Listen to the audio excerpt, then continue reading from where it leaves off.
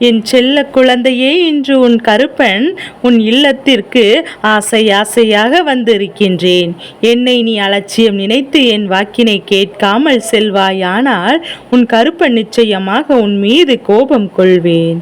அது செல்ல கோபமாக, உண்மையோ கோபமாக நிச்சயமாக உன் அப்பனுக்கு வரும்போது அதனால் அதை நீ உணர்ந்து கொண்டு இந்த கருப்பன் சொல்கின்ற சந்தோஷமான செய்தி என்னவென்று கேட்காமல் நீ சென்று விடாதே. அப்பா சொல்கின்ற பட்சத்தில் நீ இந்த கோபம் வர மாட்டேன் என்பதையும் புரிந்து கொண்டு, இதுவெல்லாம் ஒரு விஷயமா, கருப்பன் இப்படியெல்லாம் சொல்லலாமா என்று என் பிள்ளை நீ கேட்கலாம். நிச்சயமாக சொல்வேன். எப்போது தெரியுமா? நான் சொல்கின்ற வார்த்தைகளை நீ மதிக்காமல் நடக்கின்ற நல்ல செய்தியினை என்னவென்று உணராமல் நீ கடந்து செல்லும் போது இந்த கருப்பனுக்கு கோபம் வரதானே செய்யும். 1000 பிரச்சனைகள், கஷ்டங்கள், துன்பங்கள் என்று புலம்பி தவிக்கின்ற என் குழந்தை நல்லது நடக்கும் போது மட்டும் அதை செவி கொடுத்து கேட்காமல் போனால் என்ன நியாயம்? அதை சொல்லும்போது தெரிந்து கொண்டால் தானே இனிமேல் நடக்கப் போவது என்னவென்று உனக்கு தெரியும். இனி உன் வாழ்க்கையில் என்ன நடக்கிறது என்பது உனக்கு புரியும். அதனால் இதையெல்லாம் உணர்ந்து நடக்கப் போவது என்னவென்று தெரிந்து உன்னுடைய வாழ்க்கையில் இருக்கின்ற உண்மைகளை எல்லாம் நீ சரியாக புரிந்து கொள்ள தயாராக இரு. உனக்கு நல்ல செய்தி கொண்டு வருவதே இங்கு ஆச்சரியமான விஷயம்தான். சுற்றி நடக்கின்ற துரோகங்களும் சுற்றி நடக்கின்ற நிகழ்வுகளும் உன்னை எப்போதுமே நல்ல செய்தியை கொடுத்து விட அனுமதிப்பதில்லை. உடன் இருந்தவர்கள் செய்வது எல்லாம் உன்னை அதிகமாக காயப்படுத்துவது. நல்லதை உனக்கு நடத்திவிடவே கூடாது என்று இங்கு அவருக்கு ஒவ்வொருவருக்கும் பல நேரங்களில் ஜெபித்து விடுகின்றது. உன்னுடைய எண்ணங்களும் நீ உனக்குள் வைத்திருக்கின்ற நேர்மையான விஷயங்களும் எளிதாக இது போன்று விஷயங்கள் எல்லாம் உன்னை வந்து சேருகின்றது. இத்தனை நாளும் நல்ல செய்தி உன்னை சேடி வருகிறது என்றால் அதை எக்காரணம் கொண்டும் நீ விட்டுவிடக்கூடாது. அதை எந்த சந்தர்ப்பிலும் நீ எதிர்பார்க்க கூடாதல்லவா? அதனால்தான் கருப்பன் இத்தனையும் விஷயங்களையும் சொல்லிக் கொண்டு மௌனமாக இருக்கின்றேன். அப்பனுக்கு வேறு எதுவும் இல்லையா என்று நினைக்கின்றாயா? கருப்பனுக்கு உன் வாழ்க்கையில் உன்னை விட வேறு வேலை என்ன இருக்கின்றது? உன்னை நல்ல நிலைக்கு கொண்டு வராமல் இந்த கருப்பன் ஓய்ந்து விட மாட்டேன் என்று நிச்சயமாக ஓய்ந்து விட மாட்டேன். உன்னுடைய வாழ்க்கையில் இருந்து உனக்கு நான் நினைக்கின்ற விஷயத்தை சரியாக பெற்றிட இன்று இந்த கருப்பன் சொல்கின்ற வார்த்தைகளை என்னவென்று முழுமையாக கேள். நிச்சயமாக உன்னை நான் நினைத்தது போலவும் நீ ஆசைப்பட்டது போலவும் நல்ல வழிக்கு கொண்டு வந்து விடுவேன். கேட்கின்ற விஷயங்கள் எதுவானாலும் யோசித்து இது நமக்கு நிச்சயமாக நியாயமானது இதானே, இந்த விஷயம் நம் வாழ்க்கையில் தேவையானது தானே என்று புரிந்து கொண்டு அதற்கு ஏற்றார் போல நீ நடந்து கொண்டாய். ஆனால் நிச்சயமாக அது உனக்கு கிடைக்க இல்லை. உன்னுடைய மனசாட்சியே உன்னிடத்தில் இந்த விஷயத்தை தவறு என்று சொல்கிறது என்றால் அதை நிச்சயமாக சற்று நீ யோசிக்க வேண்டும். அதை என்னவென்று என் பிள்ளை நிச்சயமாக என் குழந்தை சிறிது நின்று நிமிர்ந்து பார்க்கத்தான் செய்ய வேண்டும்.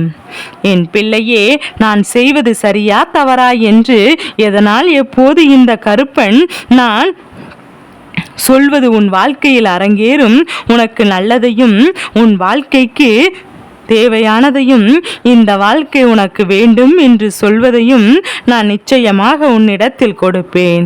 இன்று நான் தரக்கூடிய விஷயம் உன்னை நிச்சயமாக நல்வழிப்படுத்தும். இன்று நான் உனக்கு கொடுக்க நினைக்கின்ற விஷயம் உன் வாழ்க்கையில் உனக்கான நிம்மதியை உன்னிடத்தில் கொடுக்கும். என் குழந்தையே, எதற்காக ஓடிக்கொண்டே இருக்கின்றாய்? இந்த வாழ்க்கையை நீ எதற்காக அங்கும் இங்கும் அலைந்து கொண்டிருக்கின்றாய்? நமக்கு வயிற்றுக்கும் உணவு வேண்டும், நமது நிம்மதியாக இருக்க வேண்டும். இதற்காகத்தான் இத்தனையும் ஓட்டங்களும் இத்தனை போராட்டங்களும். கடைசியில் என்னென்ன நடக்கிறது எல்லாவற்றையும் சாதித்து முடிகின்ற நேரத்தில் கூட நிம்மதி இல்லாமல் தவிக்கின்றாய். உன் கருப்பன் சொல்வது உண்மைதானே? எல்லாம் கிடைத்து விட்டாலும் அந்த நிம்மதி மட்டும் கிடைத்து விடவில்லை. இதற்கு நாம் என்ன செய்ய வேண்டும், எது செய்ய வேண்டும் என்று புரியாமல் தான் தெய்வத்தையே கதி என்று அங்கே சரணடைத்து நிற்கின்றோம். தெய்வம் நமக்கு செய்யுமா? தெய்வம் நம்மை கண்டெடுத்து பார்க்குமா? வாழ்க்கையில் நாம் வேண்டிய விஷயங்களை எல்லாம் நிறைவேற்றி கொடுப்பார்களா என்கின்ற எண்ணம் எப்போதுமே உனக்குள் இருந்து கொண்டே இருக்கின்றது.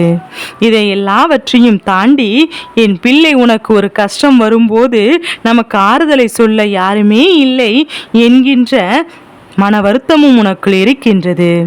இப்பேற்பட்ட விஷயங்களுக்கு நீ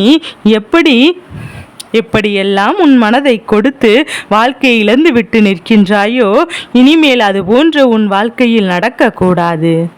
சந்தோஷமான நிகழ்வுகள் எல்லாம் உன் வாழ்க்கையில் அரங்கேற வேண்டும். நீ கேட்ட விஷயங்கள் எல்லாம் உன் வாழ்க்கையில் நடக்க வேண்டும். எவ்வளவோ வாழ்க்கையில் பிரச்சனைகளை பார்த்துவிட்ட என் குழந்தை, இனி நடக்கக்கூடிய விஷயங்கள் எதுவுமே அவ்வளவு பெரிதாக தோன்றிவிடாது. என் தங்கமே, உன்னுடைய எண்ணங்கள் எல்லாமே உன்னை தெளிவுபடுத்த காத்து கொண்டிருக்கின்றது. இந்த வாழ்க்கை உனக்கு தருகின்ற ஒவ்வொரு விஷயங்களும் உன்னை நல்வழிப்படுத்தி கொண்டிருக்கின்றது. நல்லது எது, கெட்டது எது என்று என் பிள்ளை நீ வாழ்க்கையில் தெரிந்து உணர்ந்து வாழ்வதற்கான நல்ல நேரம் உனக்கு வந்துவிட்டது. இத்தனை காலமும் நீ சிக்கி இருந்த மாய வலைக்குள் இருந்து மீண்டும் மீண்டும் வந்து விட்டாய் என்று உன் கருப்பன் சொல்கின்றேன். என் குழந்தையே, நீ சிக்கி இருந்து மாயவளை என்பதனால்தான் உனக்கு எல்லாம் நல்ல விஷயங்களும் இதனால் வரையிலும் நடக்கவில்லை.